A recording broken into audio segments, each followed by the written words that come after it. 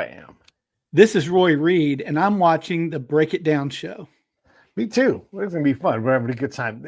It's the professional world that we work in, which is a big world. You can be hyper famous and successful in one gigantic pillar of knowledge and in business, and have 99.9% of the world never hear of you, and I love it that in my show, I can like open the door to your lobby and be like, what do you do here? And we can have these incredible conversations. And then it turns out we're both purveyors of trust. And I'm dying to see how you use trust to your advantage, what you teach people about it. Because look, I used to be a spy. And rather than deceive, I go the opposite way. I'm like, how do I build trust with these people? Because if I build trust with them in my kind of spying, it was essential, and it unlocked my ability to get miles ahead of my peers. My peers were all awesome, but I could out-collect them because I was focused on exchanging trust, reliably testing that, and building up my relationships with the people that I needed to do things with. And those things are dangerous things. So let's talk about your beginning of realizing that trust was essential for business. Great. Thanks for having me. I'm excited to be able to talk to you and to your audience as well. The genesis for this journey for me began when I was a partner in a public relations firm. And I really wanted people to understand more than anything else, we should be building trust. That the outcome of any work that we did should be improving trust with people. And back then there wasn't a whole lot of resource to look at and find that. And so as I begin to embark on the journey, some of the things that I discovered, at least the things that seemed to jump out at me, was too many people looked at trust as kind of this one big ambiguous thing, when in fact it's a lot of little things that we do every day. And probably the biggest mistake anybody makes in the relationship when it comes to trust is assuming it and not being intentional about it. And oftentimes we don't set out to deceive or do something, but every day we're going to do things that challenge or even break trust with people. And we have to be prepared for that. And the more intentional we are in building it and modifying how that looks and tending to it on a day-to-day basis, the more likely we are to retain it when we do make a mistake. Let's work right there. In my line of work, sales, being a reporter, a lot of different things. The first thing you got to do is establish rapport. All right, after you establish, and they don't even like stop and like, well, how do you do that? How do you know when you have it? Before you can ever have trust, you have to have some kind of rapport. And just because you make a bad first impression, that doesn't, in business, that doesn't mean you get to give up. I made a bad first impression. I'm never going to talk to that person again. So you've got to deal with rapport. And this is how Pete sees it, right? So you tell me how you see it. By the way, Brad's down below. Brad, thanks for joining us. Hey. Rapport as a gateway to trust. What are your thoughts? And then how do you build reliably and repeatedly? That's a great question. And it really opens up sort of the foundational idea behind this idea of trust being the combination of a lot of things. One of the areas we start with is that it's really based on emotion and experience, right? So when you talk about rapport, you think about walking into the room. Over time, you'll earn the trust by the things that you do, but that first impression is going to be made based on the emotional connection you make with somebody. And even as you think about your most trusted relationships, there's a high level of emotion that's attached to that. But over time, it's even deepened by the experiences that you have with one another. And so I always say that, that first impression, it matters. It makes it easier to build trust or harder to build trust, depending on what happens in that engagement. But it is that part of your personality, your attitude, that walks in the room first and sets the tone for everything else that's going to happen. And so as we look at that, we really lean into that idea first, and we can break it down into some smaller pieces as we carry on the conversation. But you're absolutely right. That rapport starts with how that engagement begins at an emotional level. when I mock my peers and my military peers, we tend to simplify things. Like we take all this care to put a round 300 yards downrange, Mm, a quarter inch across, and hit something that's man-sized. That is mm, not an easy task. But we act like you can reliably walk into a meeting and establish rapport, right. having never thought about any aspect of it, right? And you and I both know, like, that's just patently ridiculous to Yeah. think that it's that simple. Pete would say affect is greater than effect. If I can get Mm, the emotional response somewhere in the zone of where I want it to be, mhm, then I'm way ahead of the guy.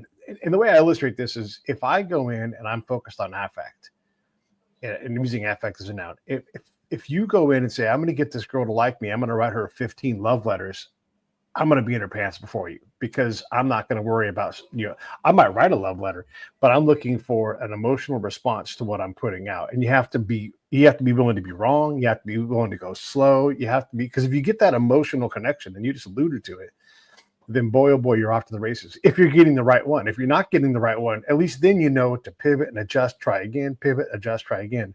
But Pete is a big believer in affect over effect because it's mm. easy to pull out your how do I build rapport? As part of the rapport building process, I will now relate to you one story about my upbringing. I am from California and I like to wear hats. Now that we've completed the rapport building process, we will now move into, it's like you Right. can't do that. I mean, unless you're making a joke like I am. Now that I might establish rapport by being direct and obvious about my stupid card, but not if you're really doing this well, you're taking the time to understand how to build a good first impression, not worrying about it once you know how to do it, because worrying about making an impression in the right way is one of the worst ways to make a good impression. I'm Mhm. going to shut up now. And I swear I'm going to get Brad in here in a second, but I wanted to throw affect to an effect. And how do you break down rapport? How do you, what are the steps? One of the things that we talk about is that, you know, really transformational trust is built on four attributes that you have. That begins with being trustworthy, then authentic, dependable, and then the fourth is the idea of the impact that you have when you earn that trust. Right? It's that gift of trust, which is influence. And so, to talk a little bit about starting at trustworthy is not trusted. It's congratulations, you've earned the right to be trusted.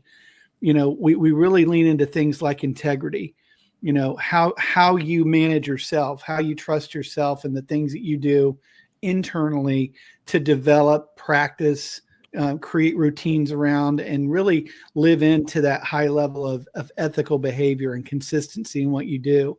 And then the second is what I mentioned earlier, which is that attitude, which those two really go hand in hand in that first impression that you're making. But what else really magnifies it is the third aspect of this idea of being trustworthy, which is focus. What are you focused on? Are you focused on the right person, the right thing right now? Because if you're not, you don't get that engagement. And we're living in a time where having that engagement can be so much more difficult because so much of what we do is virtual. We don't get together physically and in person as much as we did anymore. And so there's a loss of that kind of engagement that happens. But focus is another one. Having the right insights, taking initiative, all of these things together really comprise what is that first level of being trustworthy, which is the first step in the four attributes that we talk about in the book and the program. Yeah. Brad, welcome to the show. Thanks for joining us, buddy. Hey, I feel really untrustworthy by not wearing a hat today. So it was. Well, I don't have a headset on, so It's right. Well, who do we not trust here? I think the only person we can trust is Pete. That's what we've decided here. That's right. I'm thinking, as you guys are talking, I'm thinking about one of the really awkward things I do, and of course, I've been a remote guy for most of my career. Going back, I know it doesn't look it, but going back 35 years, I've been a remote guy, either on the phone or I'll pop into your office or whatever else. I don't occupy a lot of space in your office. I'm not there for the chit chat that kind of exposes you for who you are. So one of the awkward things I do on calls, and I know it's awkward because nobody else does this, and they're always taken aback when I do it, is I'll just stop in the middle and I'll say, does that make sense to you? Mm-hmm. Have I earned your trust here? What am I doing to fall short of this? It's very explicit, and it's definitely against like the rules of common how we do things, is to stop and take an explicit evaluation of the trust situation, or to stop and offer the same.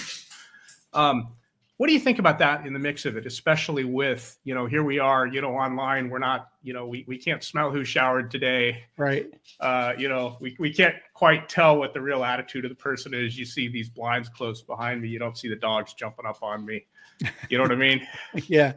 Now, look, that's a great illustration of the intentionality we talked about, right? You're fully engaged with that other person, and you're really looking for them to give you that validation that the trust is being earned. Because again, if you assume it and you get so far down the way and you haven't made that connection, it's going to go off the rails anyways. And so I love that intentionality. I love just that whole idea of taking a moment to really gauge the temperature of where it is right now. Without, of course, getting it, drawn into, let's talk about the relationship, right? That goes off the deep end too. The thing is, can we do this for a second? Can we just take the temperature, write it down? Yeah. Continue on with what we're doing. Now, and I would imagine that over the course of that time that you described, you find that more often than not, you're able to move the ones off the plate that aren't going in that right direction, and then stay focused on the ones that are in that place and that you are building that relationship with. I hope to know the answer to that question before I ask it. It's a reinforcement question rather than a discovery question, but it needs to, your authenticity thing. It does need to come off as an authentic question. Hey, I'm taking a temperature right now just to see where we are. Yep. But yeah, I think I like your framework for that. Thank you.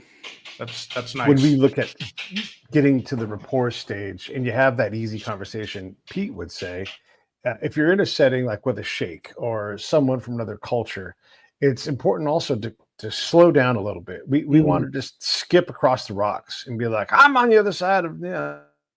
And you say, but you're not, because there's a lot of things that are nuanced. And I think the biggest, this is Pete talking from my experience, I want to hear what you have to say, and feel free to disagree.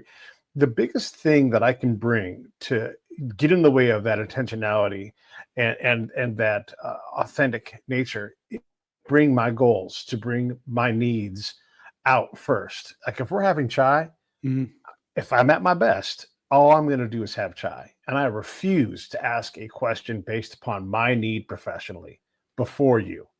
I'm going to wait you out. Now, look, down the road, when we have rapport, we're way past that. We have trust. We have a general bond. Okay, great. We might get right. But before that, your business is making friends, is going slow, is drinking chai, is giving a compliment. And not to be disingenuous or inauthentic, but to say it's appropriate to say, hey, this is great chai. Where do you get it? Or something like that, so that person can now be a good host. You can be a good guest. And these things, for Pete's point of view, give you a plateau to stand on that's higher than the regular, I'm here to, and then now I will read from my trust building card, right? I'm going to look at it and go, you want to tell me what's great about your culture. You want to tell me the best things and the worst things, and you want to open up a little bit. And if I can get that person emotional and talking in a genuine way, I'm going to be miles ahead of my peers that are working off of a card or are afraid of making a hand gesture and offending someone. I'm going to use culture to my advantage, and I'm going to use curiosity to my advantage. And these are going to give me these authenticity tools that you're talking about. So says Pete. No, I think Pete's on the right track. What I would add to that is I look at those types of conversations and those types of engagement through the lens of the phrase, what can I do to help you? Right. And I find that if I start there, then it opens up so many things. And I'm not selling. I'm not looking to jump right back in as soon as they say something and say, here's what it is. What I'm doing is showing general concern for what's important to them. let them define what the course of that conversation is going to look like. And I'm going to build a whole lot more trust by unpacking that, and by judging at the end of the conversation, I feel it's been most productive the less I talk. Yes. And the more you eat and the more you drink. Well, always. Oh, yeah. I mean, but to your point, a lot of people will get into these moments and they rush to the ask. And so they're not engaging that person with real authentic care and concern. They're not engaging them under that idea of earning the trust, right? Oh, yeah. Right. It's you should assume, again, they assume it, and they run right past the opportunity to develop that relationship. And the other part of this too, and this, is over time, any transaction in a relationship is so much less important than the value of that relationship in other aspects of our lives.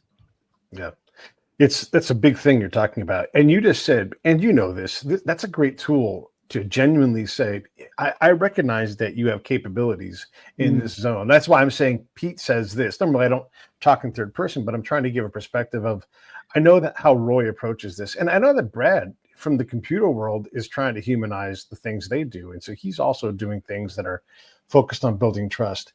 When we're trying to build trust, these things, this space of the relationship is really the predominant thing. Because if you get too fast, if you get too focused on self, you're going to put yourself in a place where you don't control how you're being perceived. You haven't taken the time to get to the point where you can ask. In my line of work, it's very dangerous to work with me because you're talking to an American.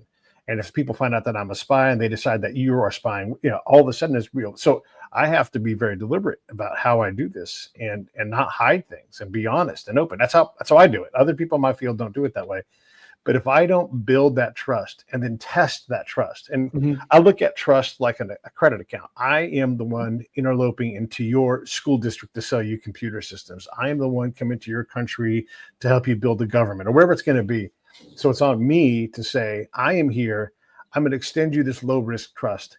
Is it possible to meet with me? Yes, great. And this is an Army guy in a combat zone saying, should you set the date and time or should I? How do you guys do this? And when they say, I'll set the date and time, I am now extending them a pretty lethal amount of trust. So I can't start there. I've got to start with smaller, low risk trust that I can exchange with them. And if they're giving it back to me, we worked on my credit of I'm going to extend it first. And now I know that I've got something that's there. And then I might even be so blunt as to say, you want me to meet you on your terms. Gosh, that goes against my Army stuff. That might get me in trouble. How do we deal with this? And then just be open about that process and say, you are protected by my shakily nature. Nothing will harm you, And so now I've got to decide if I trust that or not. And hopefully I've done the work to build up the relationship and the exchange of trust so that I can do that dangerous thing because I've got the power of culture now. When that sheikh says, put you under his protection, you're under his protection, and those guys don't trade that lightly, but you have to know that going in and know that you can get to that spot. How am I doing? Good. No, you're touching on a lot of the areas that we spend time on in training and in helping people develop as we talk to their teams or to the CEO, leader of the organization, because part of what you just outlined is creating that space with somebody where you're showing respect, right? So in authenticity, there's some ingredients just like there are in the idea of being trustworthy. First of all, is having clarity of what the relationship is, right? Every relationship's unique. Work relationships are unique from home and personal relationships. And so we've got to engage people and know what that looks like and have clarity what the boundaries are. What the areas of interest need to be and what we need to attend to and what we don't need to attend to. And then when we have that clarity, we exercise and show respect to that person. And again, I love the idea of asking that question from time to time or making sure that the conversation stays in the space that it needs to. The other thing in these authentic relationships over time is we can develop relationships that have true candor, the ability to speak honestly and truthfully about everything. And that's such a valuable component of real meaningful relationships that we have. It's such few a and far time saver. Yeah. It's a time saver to like just not having to beat around the bush about something. Yes. Just be able to say, hey, this is really how it is. Save yourself an hour right there. Well, and I can count so many times in my life where somebody stepped in and said, hey, this is not going to be comfortable for me to tell you, but this is what you're doing. You know, those people have saved me time and again, and probably thousands, if not millions of dollars over the years of not doing stupid stuff. Yeah. There's something to be said about not doing stupid stuff. One of the dumb things you can do is, again, bring yourself and your assumptions to answers to a sales meeting or to a reporter trying to talk to a source. Yeah. And if you come in there and so this is Pete talking about this, but if I don't know how you make your decisions, and if I don't know what your goals are, I'm going to presume you want to save money on my software.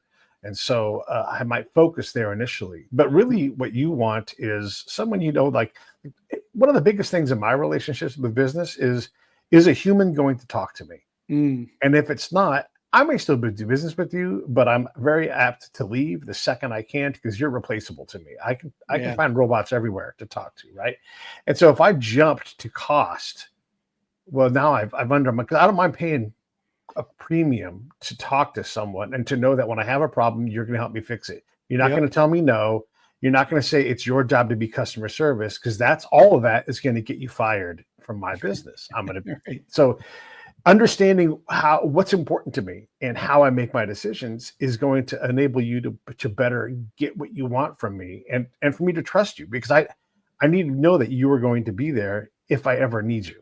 I think another thing here is trust, relationships, everything else, they're two-way, right? So if I'm selling to you, right, on paper, I'm trying to get you to trust me. At the same time, I need to give you an opportunity to earn my trust as well. Yep. So that it reinforces. And, you know, if it's just a one-way trust thing, trust me, and I don't know what you're doing, I don't know what your point is or whatever else, the trust, it may have been earned, but it has no purpose. I have no way to direct it. And so I need to give you that.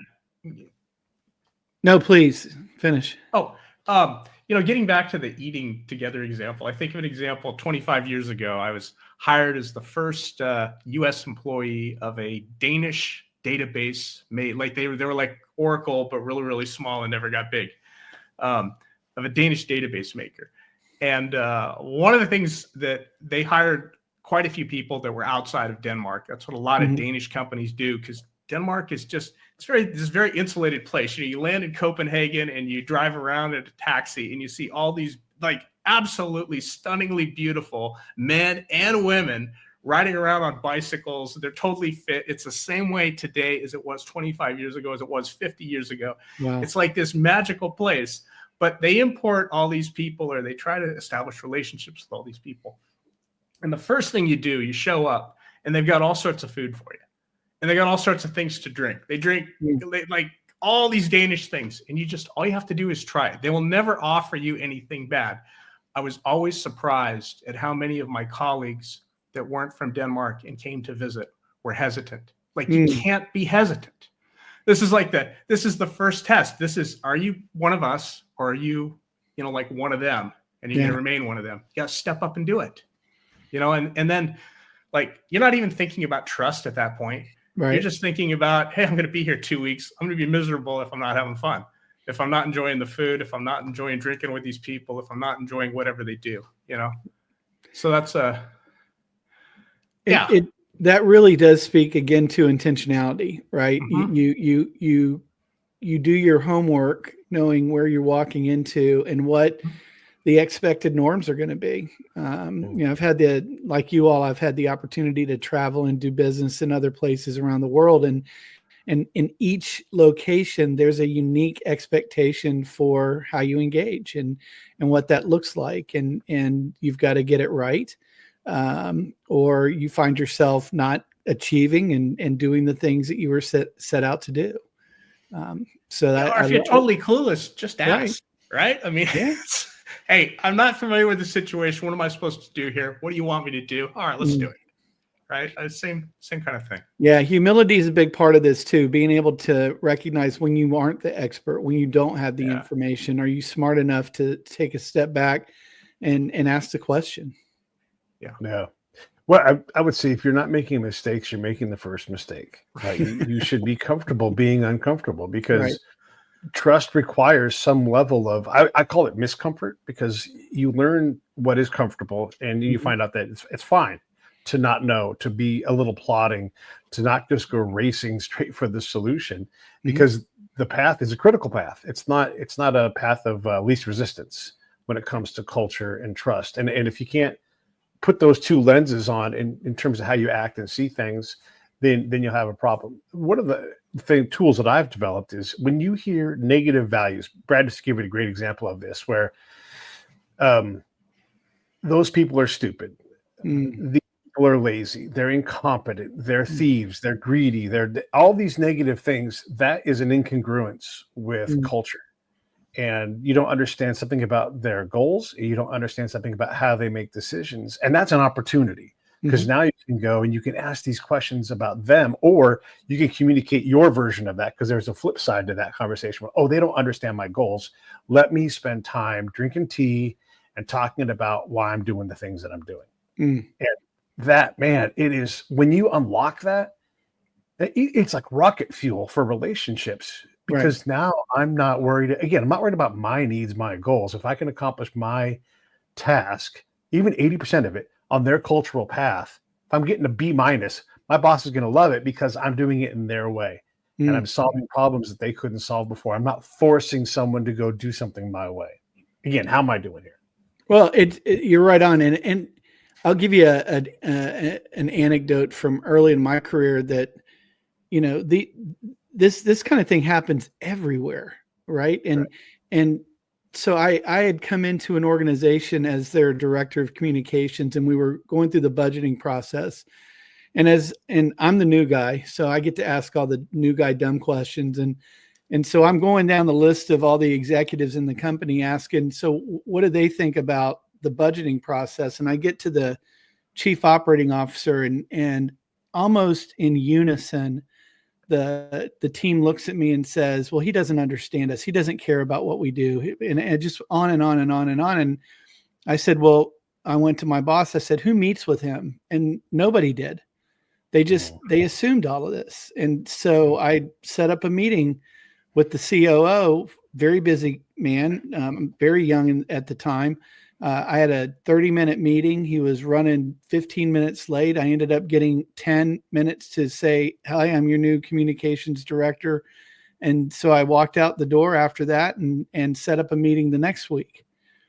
And then the following week. And I kept going back. And most of the first, say, 5 of those meetings was really me educating him on all of what I did and what I was working on, and giving him updates that he might not have always heard. And we were kind of the early warning system of bad stuff that might be happening down the road.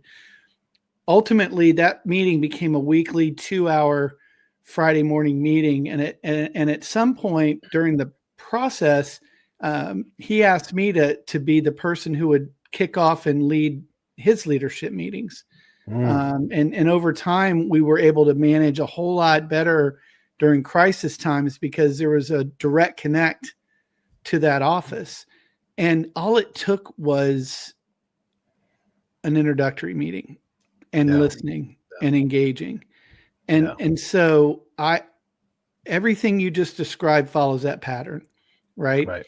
Is whether it's groups of people, countries, or otherwise, how are we engaging? And are we engaging to build the relationship? Or are we just there for the transaction and then we're out? Yeah. And It's what one of the key factors in what I'm doing, right? I've got to go into the villages, and I've got to talk to those folks, and I've got to build their trust.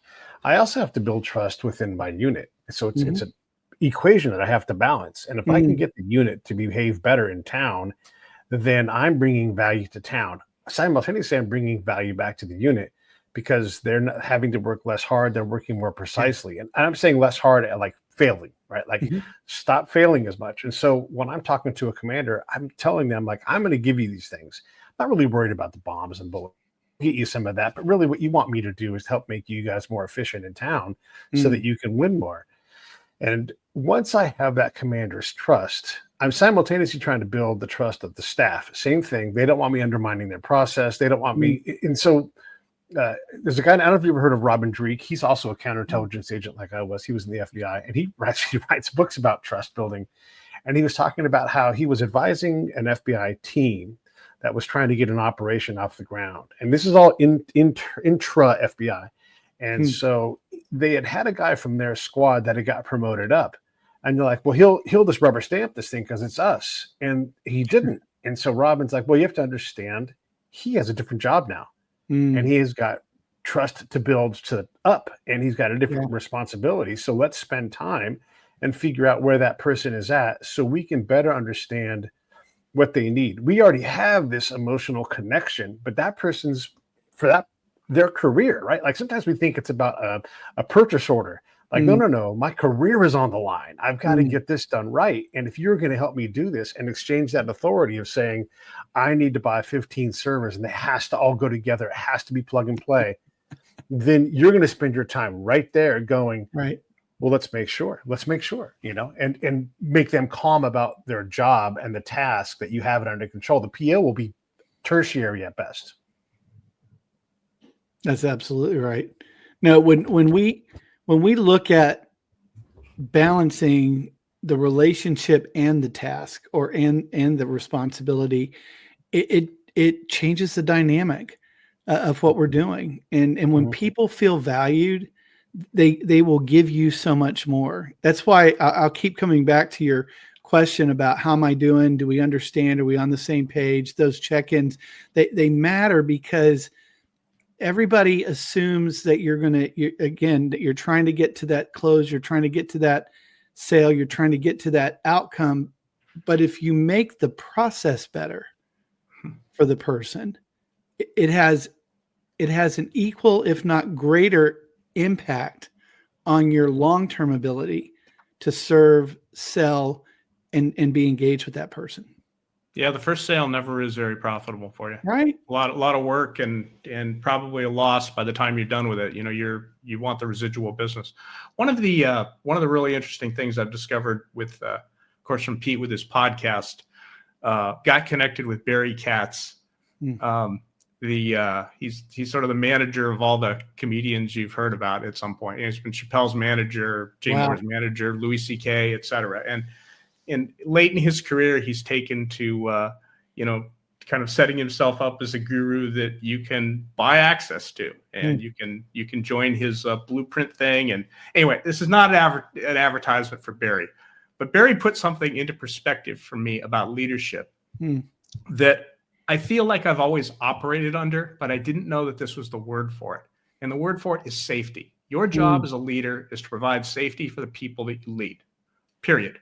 Like everything falls under that. Nice. And, it also kind of, when you start to think, okay, leader as far as like top of the organization, sure. But leader as far as, am I driving a sales process? Leader as far as, am I showing up to a conversation and, trying to get us to a direction of something? I mean, I may not be in charge, but can I provide you with some safety so that you can do what you need to do? Going back to the food thing, right? Yeah. Going back to the food. Like that is a safety exercise. Yep. I'm going to give you something new that you haven't seen before, and you're gonna trust me that it's okay. And I'm going to make sure it's okay. I'm going to make sure you don't get poisoned. I'm going to make sure I don't give you the hard stuff first, so that you have a little, you have an ease into Danish food culture. They didn't bring out the eel right away. that was day two. You start with the Carlsberg for the alcohol, and then day three you're into the North Sea oil. Right. I mean, there's a there's sort of a, we're going to ease you into this. We're going to take care of you as you experience these things. And it's also, as a salesperson, hey, I'm going to ease you into what we do for you. And I'm going to take care of these things. And you're going to know that you can trust me to lead you through this. And you as a customer, hopefully you're going to make it easy for me, safe for me to explore what you do, tailor my product to what you're doing. And that's how we can have this good two-way thing. Even if nobody knows that that's what we're doing, that's what we're doing. Yeah. One of the areas we look at in the trust transformation book and program is, what are the measurable outcomes when you have high trust relationships or a high trust culture in the organization? And safety is one of them, right? And it comes in a variety of different areas. And safety is essentially the highest manifestation of trust, right? When you feel safe with somebody, you're objectively saying, I trust you with the most important things. And if you think about it and align this to, let's say, major corporate crises, and wonder how many of those corporate crises could have been averted if somebody felt safe enough to speak up and say, this is not going right, or we're making this wrong, or we put the wrong ingredient in, we need to recall it, rather than letting it go and not raising their voice because they would have felt like somebody was going to take retribution on them or whatever else might happen. So that is such an important aspect to this of making people feel safe. And I'll add one more thing, in that major brands are the beneficiaries of this aspect of trust, because you go to the store and you buy things automatically because you feel safe that the product's going to taste good, or that the car's going to start all the time, or that the clothes are going to wear for the right amount of time and give you a long life of whatever it is it's there to do. And so that cannot be understated in all of this. Right. I discovered this week that I'm only 4 years late. I discovered this week that Uncle Ben's I knew the name was canceled, but I discovered that it was renamed to Ben's. Right. And it was by finding a package in the cupboard that said Ben's. Ben's. What's that? Right. And then I'm like, whoa, that's kind of familiar. That's actually the new name for Uncle Ben's. I had to look it up. Right. Yeah. It was kind of weird. But I mean, that is the kind of thing you're talking about there is, like you have a name change like that. And what does that do about the safety of that? What's that do about the expectation? I love Uncle Ben's rice. I mean, I absolutely love it. And now I'm trying to develop. Brad, let me do my job real quick here. Sure. Anybody who loves what Roy is doing, there's the link right down below. Thank you. That link is going to unlock access to this trust transformation process and social media. Everything is there. And I love all the things that we're talking about. Obviously, Brad and I are vibing with you because there's an instant trust, but you and I know how to build trust. We know how to build these environments and stuff. You guys want to get some of this. If this seems like, hey, you know what, we could use with some of that. Man, whatever it is, every process involves trust between humans. And so it's a fantastic thing. So that's the link to go to down there below.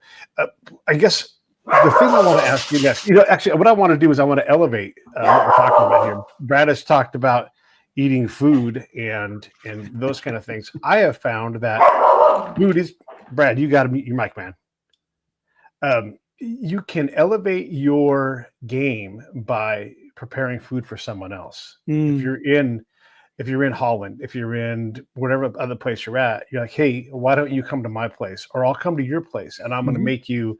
I did this in Afghanistan on an earthen stove, cooking over cardboard. I made taco night for Afghan cops, right? And the other thing I would do is I would bring VIPs onto the camps in Afghanistan. And we're not going to search these guys. We're going to treat them like the dignitaries that they are. And then I'm going to take them to the chow hall and I'm going to blow their minds. Their minds are so blown, they're not even worried about whatever it is that they're worried about normally, because now they're in this Disneyland of things. And so we were so guilty all the time of eating everybody else's food. We show up and have 20 dudes. Yeah, you got to feed 20 people unexpected. And when you flip that around and you create value in terms of, hey, you're my guest, even though we're on your curve, you have the ability to really set a standard of putting a person exactly where they are supposed to be with you. And you're showing them like you're an important person in this world. You're a senior sheikh or whatever it's going to be. And I'm just, man, it's like, again, it's another kind of rocket fuel. Pete, I had the opportunity back in, I want to say 2007, to take an economic development group from Orlando, where I live, to Dubai.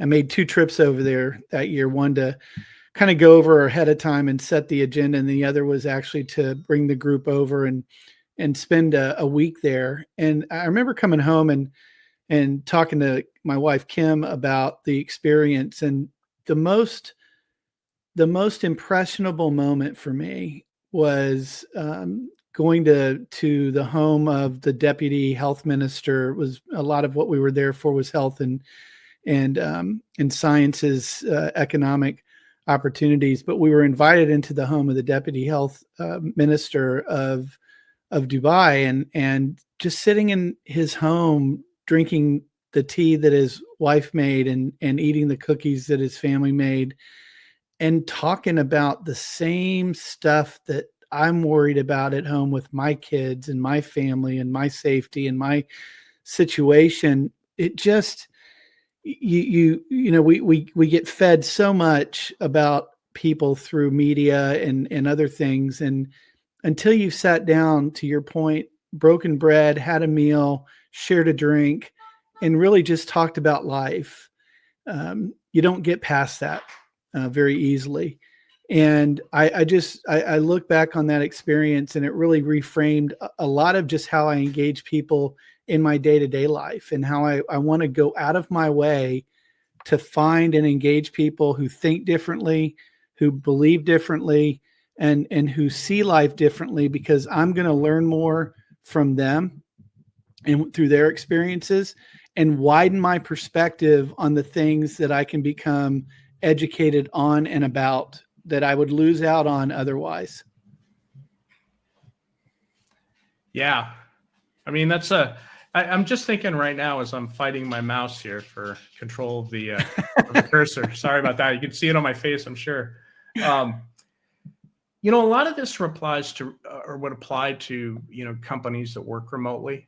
Mm-hmm. It's my experience has been that there's, obviously you don't have an office to go to every day, and that's a freedom, not a burden. Right. But over time, if you don't get together occasionally and remember that everybody's a human being, you don't actually meet with people. You don't actually go see a customer at a trade show or stuff like that. It's very easy to see it as a video game. And for everybody to start seeing it that way and just, muting their mic or, forgetting the humanity of people. And, I'm absolutely sure you make money telling people that. I'm sure of it. Like, it's such low-hanging fruit. I'm sure you do. Yeah. But we forget it. I'll add a perspective on that. I have a co-author on my book, Dr. Omira Mansfield. She's an emergency physician with Advent Health, where we both worked as we put the initial program together in its current state. During the pandemic, we had taken probably up to maybe 1,000 people had gone through the program, and as things started to get really rough, particularly in the healthcare space, we went to our colleagues in the education team and others and said, "Hey, we want to host a call once a week with anyone that's gone through the program, just as a means to engage with them and give them an outlet to talk about their struggles, the challenges, some of the big relationship issues that come up when you go through a situation like that." And to the point you were making about, those moments that matter in that space, it was maybe one of the most rewarding times that I could have during such a difficult time, to really see people supporting each other just from the common thread of being humans going through that situation together. And so, providing that, when we have that opportunity to convene with people and to sit with people, that opportunity just for them to be able to talk about those things that matter most, are essential opportunities for us to be listeners, for us to be empathetic, and for us to just be available to that other human being. Yeah. You know, something even with remote groups, just even having your cameras on. I mean, I know I know a lot of remote groups that work together. Nobody wants to have to comb their hair in the morning. Nobody wants to, even throw a hat on like I could have done. Right. Like I did. Right. Exactly. And nobody wants to, brush their teeth and, keep the missing ones fixed or whatever. Who knows what their deal is. But that can make a difference too. I mean, I had an experience where I worked for 8 years for a company. I met the boss 7 times. Times I saw him on camera, probably less than 20. Wow. And I think at the end, it was sort of the lack of humanity between the two of us that led to me leaving. Like, I'll be very honest with it, about that. But that is something you have to make an effort for, even if you're in person and stuff, be pleasant to people, like just be fun to be around. That helps. Right? If you're a miserable person, nobody's going to trust you. Nobody's going to want to do things with you. It's not going to happen. But, the other lesson that those virtual group get-togethers enforced to me is, and you both have made this point, is while virtual can be more difficult, you can still engage people. You can still be engaging with people, and again, it all comes back to being intentional and saying, when I get on that call, I'm going to look for an opportunity to say, "Hey, Pete, how's your mom doing?" Or how are your kids doing? Or what's happening with such and such an issue I remember you brought up 2 weeks ago. And it takes a second. It may take 2 minutes out of the meeting. And then to your point about the boss checking in or being available or being on camera, the effort is not huge. Right.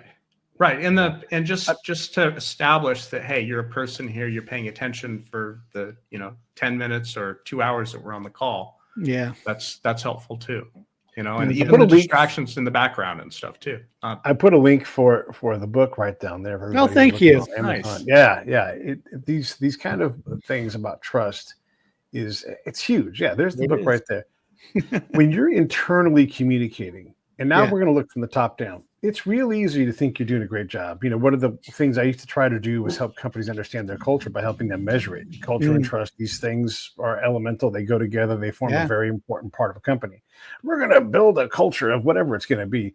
All right, well, let me go test. Let's go see if it's there. Because if you have an employee benefit program where hey, all of the top 10% get to come to Cabo with us. And if you have people not coming, you get a real clear message, and it's all too common. If the person who you're relying on to be a backbone for your business, if they don't know what the next step up for them is, right, and they're just hoping that they get recognized for a raise, well, you got problems. You got real problems because they don't have, they're supposed to bitch up to you. They're supposed to say, hey, this sucks, this sucks, this sucks. You have to be able to withstand that, but also hey, we have to have you. You're important to us, and figure out what it is that they need. I hear a lot of bosses today saying people don't want to work. They don't want to work for you.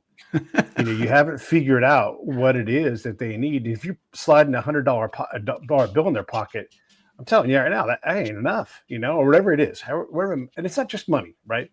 And so you have to spend time doing that trust building, pointing down in your organization, so that when I worked at CDW, the owner of the company was running around. He's like, having a great time. Yeah. I'm feeding you guys lunch. I was so pissed off at that guy because he had no clue how hard I was struggling in life. I was going through a divorce. I didn't have enough money. Couldn't make enough money. Even though I was calling on the phone like I was supposed to, I was just drowning every day. And to see that guy yucking it up, it pissed me off. I was so angry. And I never wanted to talk to that man again. And that's not what you want in a healthy company. No, and to your point, little effort yields big outcomes. If it's consistently done and done with that authentic approach, and people can see when you're faking it. And a lot of times if an executive is far removed from the front line, they lose touch with that. And so I have a great appreciation for leaders who make that connection on a regular basis as best they can, and particularly in large organizations. Yeah. You can't do it to everybody, but you Right. do need to slow down and do it to somebody. And, Right. often enough that you're like, man, I'm doing this too much. Then you're probably doing the right amount.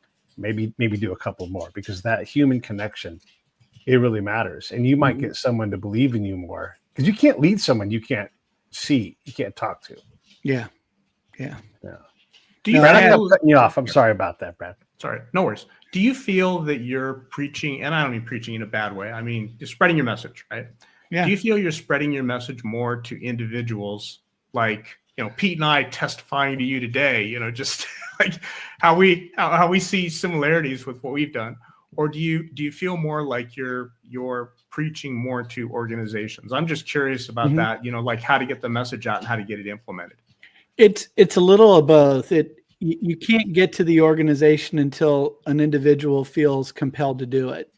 And as I said earlier, it's one of those topics where people assume it. And so when you first bring it up, a lot of times you'll get this initial pushback that, trust is good for me. And then as you dig a little bit deeper, you start to see where the warts are and where the misses are and where it's not working.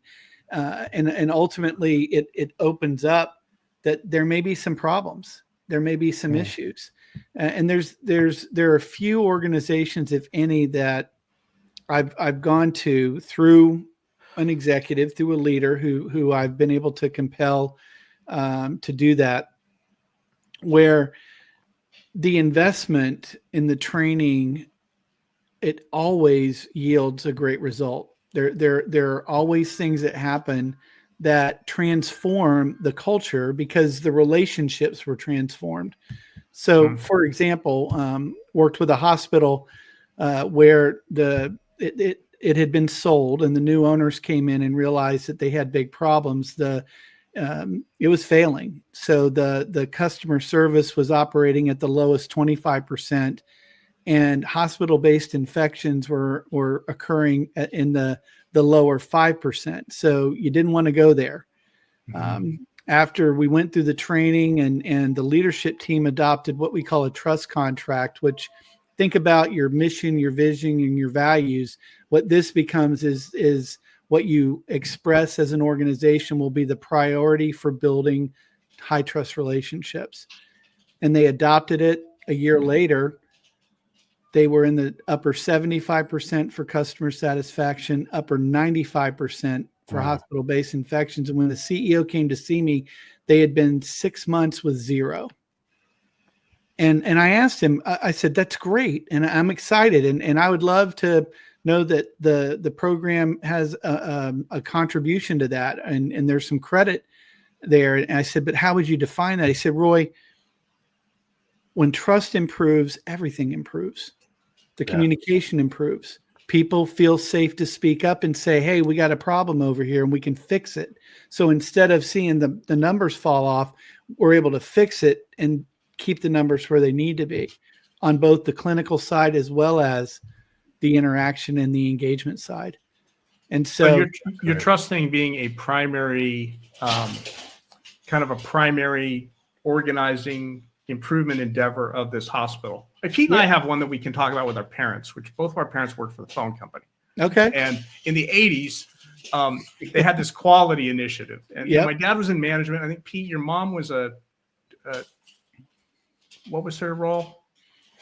She, it depends on whatever it is. Who cares? She was anyway, it was more of I would say it was not like an upper management role, but they all experienced this quality drive thing, which was like this multi-year thing. We're going to do quality. And it was BS, like total BS. And everybody knew it was BS, like a bad organizing principle. And it sounds like you actually have a good organizing principle that has, as you mentioned, like when trust goes up, everything improves. Like that's amazing. That's so cool. Yeah, and it is. In fact, I was working with a colleague on some of the ideas for how to position it, and that's exactly what she called it. She said, "This is a better operating system." Yeah, that's nice. There's a thing when you're in a corporation, and you and a partner, maybe even a friend, you guys are equally aligned. You're both at the same level, and you're both going for the same promotion. And when you walk into that meeting, when they're going to say yes, no to you, you probably should have a resignation letter, because if it isn't you, that company had better be ahead of you on, hey, listen, it can only be one person. You guys are both incredible. What we want to do for you is X.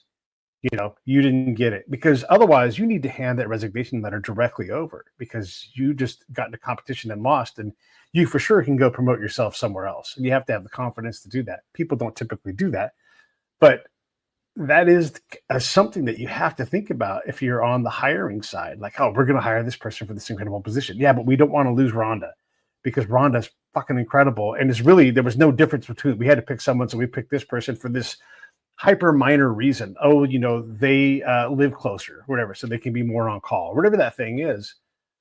If you aren't prepared to communicate, like, hey, we're still trustworthy, then you're going to lose someone valuable, and they might gut you later on if they go to a competitor. It's important to consistently and wholeheartedly manage expectations for people, right? When we talk about the aspect of dependability as it relates to trust, we use a guiding principle that says that you keep your promises and communicate consistently. And the reason it's two ideas in that one guiding principle is we're human. So regardless of how much we may promise to do something, we're going to make a mistake. We're going to screw something up. We're going to miss a deadline. Something's going to break and not get it there. And some things out of our control and some things within our control. As long as you're communicating, as long as you're engaging, as long as you're focusing on the relationship as much as the work, you can manage the expectation and recover from big mistakes. Yeah. Tough to do, though. Like the next time we talk to someone who's like, my boss said they were going to do this in 6 months for me and they haven't done it. Right. Constantly you hear that. And it is so detrimental to the culture and the trust within your organization. Like, you have a CRM for your customers. Well, you better damn well talk to your employees and go, hey, we told you we're going to do this in six months. We're going to need another 6 months. In the meantime, why don't we do this? And find some way to say, this is, not everything works out. We all get that. But you have to communicate that misstep or that thing. If you just forget about it, man, you are bleeding production. You're bleeding trust. Your company's bleeding in a way that was preventable. Yeah, absolutely. My last corporate gig was at the healthcare system that I was describing earlier, and I'll always appreciate the fact that during the most difficult times, I watched executive leaders step into that space and really lean into the idea of, we take care of our people first so that they can take care of the people that need them. Right. Yeah, that's great. I want to wrap this up. Brad, I want you to go first. Give us your final thoughts. Well, thank you for inviting me to co-pilot, Pete. This was interesting discussion. Of course, it brought up good memories of awkward ways that I've behaved. Trying to earn trust, because I always saw it as if I can't work with you, I can't work with you, right? So. But knowing that there's a framework, knowing there's a guy out there pushing it, and knowing that you're doing this as an organizational principle for real organizations, that's great. I like it. Thank you.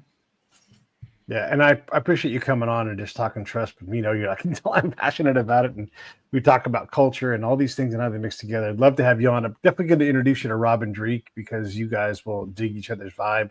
Yeah. But thanks for coming on the show. And just so people understand, this wasn't the smoothest booking, because things happen, the holidays happen, and oh my gosh, but yet we still managed to work through that. And I think that speaks to our professional capacity to deal with these things. It's like things happen. Yeah. We have to move at the pace we move at. And here we are. We just had this great conversation. So thanks for hanging in there with me on that. I really appreciate it. This is a fantastic thing. And I really appreciate you coming on the show. And I'm going to give you the last chance here, the last word.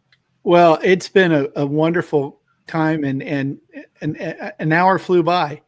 And so I'm excited to have been here. It's a great way to kind of end the week with some really positive and encouraging talk about trust. So thank you for the opportunity. Yeah, thank you. All right, everybody stand by. I'll be right back to you to say goodbye. Everybody else, have a great weekend. Hey, thanks for watching the show. I really appreciate it. Right here, you can subscribe. Please do that. It makes the show grow. Hit that notification bell so you know which incredible guest is coming up next. Down below is the PayPal link. You can put a small subscription in. That is an enormous help. All that money goes right back into the show. And then right up over here are the next episodes you should listen to, curated by yours truly. Thank you so much for watching the